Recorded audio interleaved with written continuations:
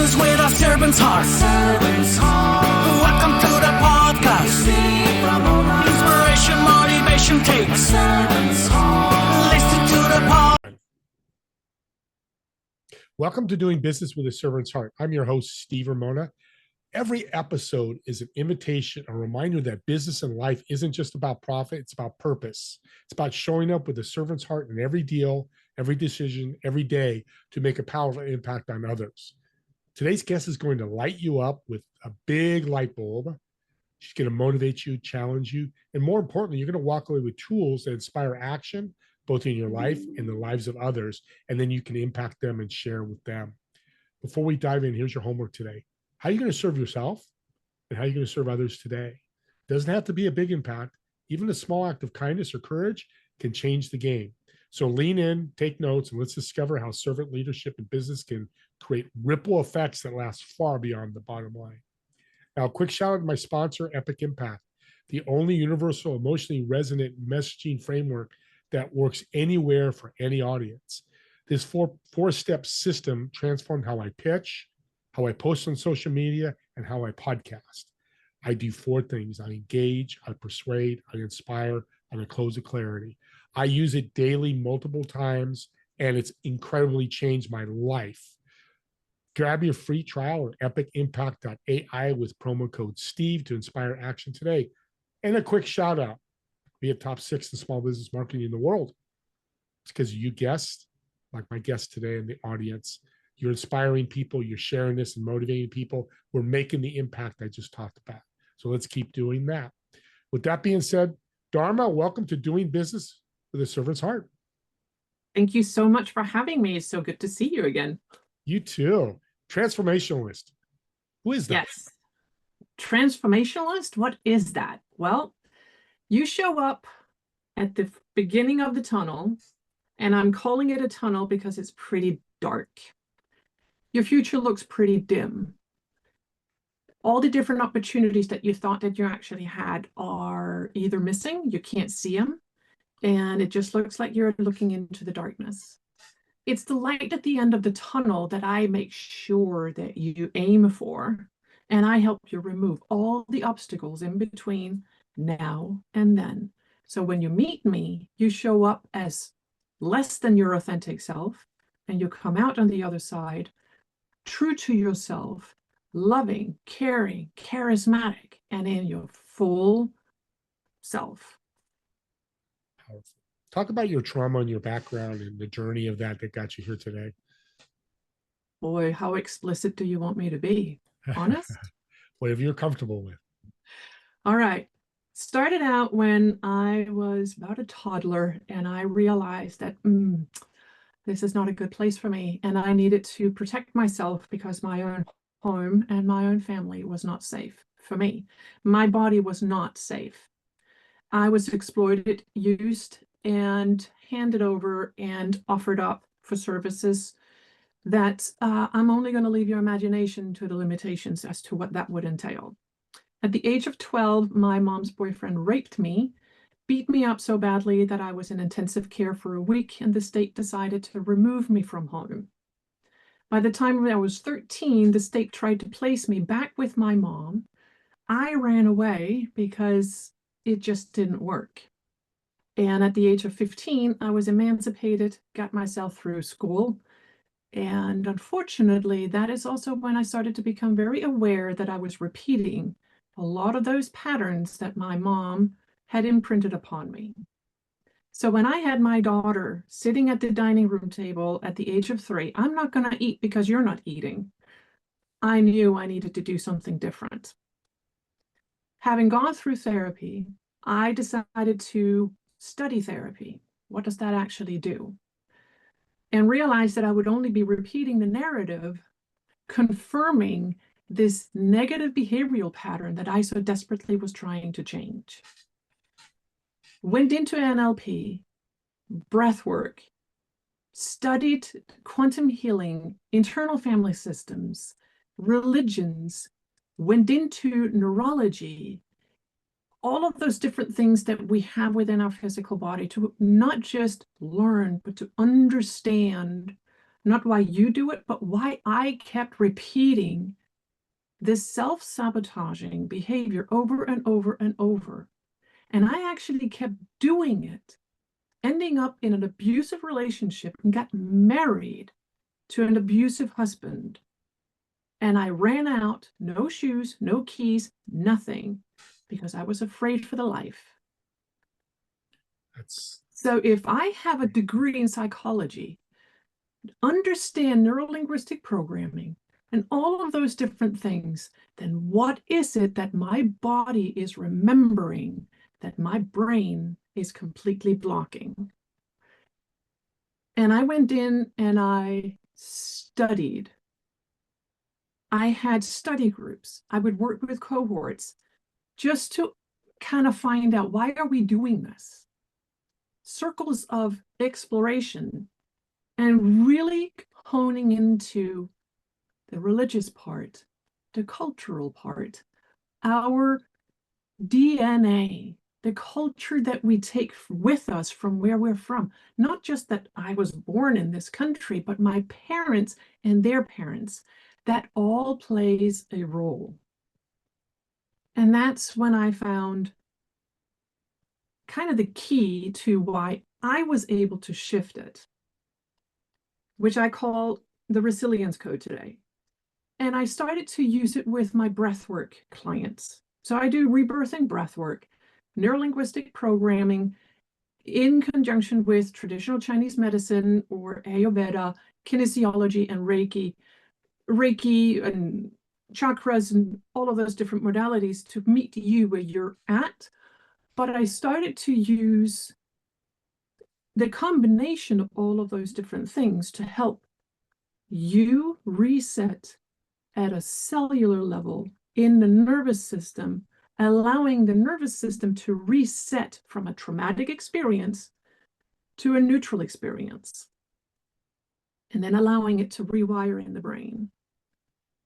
And that, I had clients show up with 5 sessions saying, "What did you do?" I said, "I didn't do anything, you did." Yeah.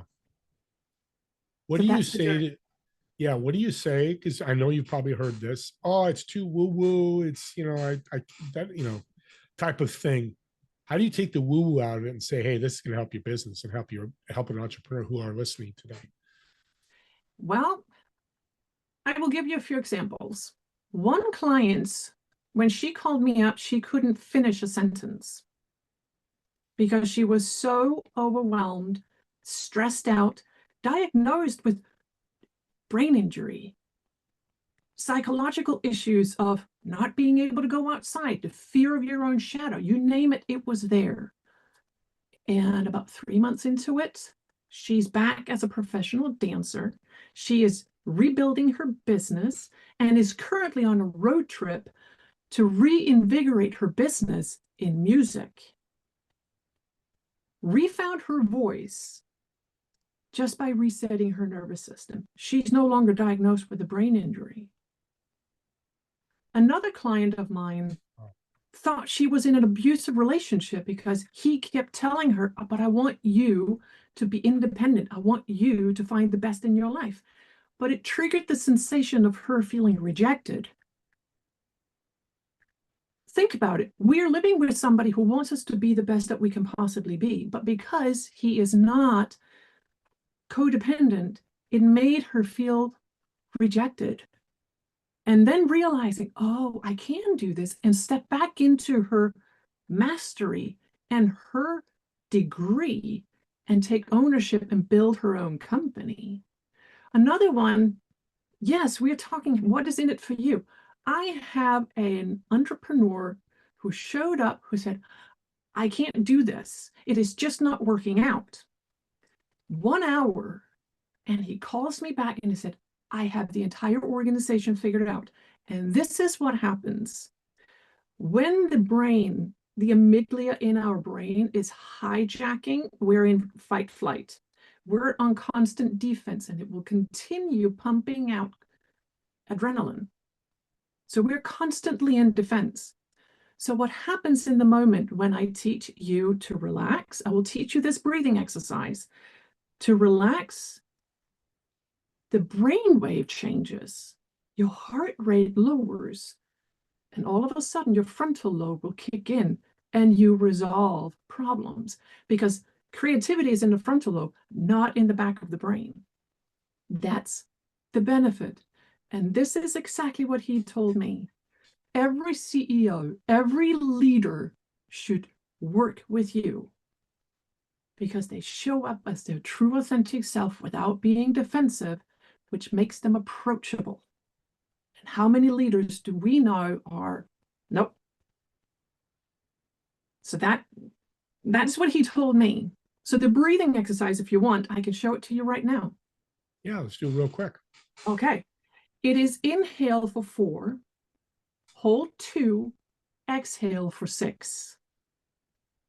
So inhale, 1, 2, 3, 4, hold, 1, 2, and then exhale, 2, 3, 4, 5, 6. You repeat that 3 times. It shifts, it activates the vagus nerve. It helps the parasympathetic system to calm down. It lowers the heart rate and shifts the brainwave in your brain, and it will calm you down. I guarantee it works. What's this compared to box breathing? Because I'm familiar. 4, 4, 4, do that box. Is this similar? It is, but the box breathing is really good when you have panic attack or anxiety. It is a little different because it triggers the nervous system at a different level. The first time you do the box breathing, holding it for 4 seconds is almost impossible. The third time you do it, you're actually going to notice that you can do it. In that moment, you become aware, oh, I can't do this. Second time around, you're like, oh, okay. And the third time, you're automatically starting to relax. So that is anxiety and panic attacks. Even the Navy SEALs are using it before they go in. Yeah, definitely heard that. So practicing this is very important. Practicing is key. I teach my clients to do the breath before they get out of bed. Just rub your fingers on the sheets and just, oh, I am here. It helps you become present. So you're not thinking about your to-do list. And don't touch your phone. Please don't touch your phone. And then do the breath. Inhale 4, hold 2, and exhale for 6. Then get out of bed. Then you want to do the 5-second rule so that you're actually doing what you say you will do, so that you're not having the brain get in your way. That is a completely different tangent, but that is how we self-sabotage. Yeah. So what's coming to my mind is people call this woo-woo and they get afraid of it, not sure, because measuring progress. I mean, I can be a business coach and say, okay, you went from 1 million to 5 million, or you want a better culture. You can measure those processes, that coaching or whatever you want to call it. Yes. How do you measure progress of your clients with all this? I measure this every single month, because if I talk to you as a business and I ask you, so how are your one-on-one with your employees running? Are they still kind of defensive, or are they leaning in? Another one is after about 3 months, how is your relationship with your spouse? Oh yeah, she's actually talking to me. Oh yeah, your kids, I'm playing with my kids. So that's when you start to have these aha moments. One of my clients actually shifted his entire mission within his corporation because it was no longer aligned with him, and dismissed half of the leadership because they weren't in alignment with the new mission. And it grew to, it's like tripled the revenue. Now that's not done overnight, but yes, how do you change the woo-woo out of it?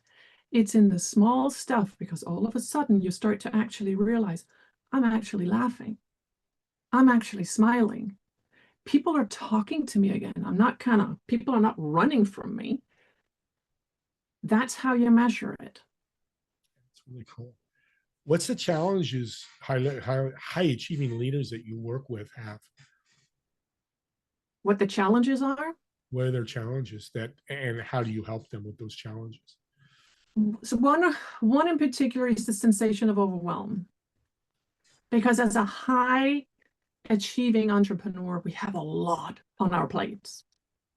We have a lot of different things that we need to accomplish every single day. So I help you structure your day to leave, which means is that, no, I help you manage your time. I help you manage your tasks so that you're focusing on what is actually needing your attention. One example, met one of my clients yesterday, and he was, okay, I got the presentation for tomorrow, and I really need to get this done. And I said, okay, what are you afraid of? And we started to hone in on the presentation, the proposal.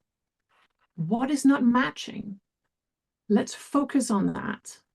And at the end of our call, restructured everything and had a clear alignment that he was excited about and that he owned. I focus on you spending time with your spouse because it's important to you. Making sure that your spouse understands why you're doing what you're doing. Being an entrepreneur is a lot of work. But I teach you to slow down, because when we start to slow down, things start to move faster. So time management, what is really important, and I help you focus. And then I partner with individuals. So when you work with me, I partner with other individuals. You get a specific career coach if that is what you're looking for. You get a specific meditation coach. You have a specific finance individual, and I include all of it in the program because you need all of that as a foundation, because when a foundation is solid, we relax. So that's how I help the business. That's powerful. I like that a lot. Human approach to healing.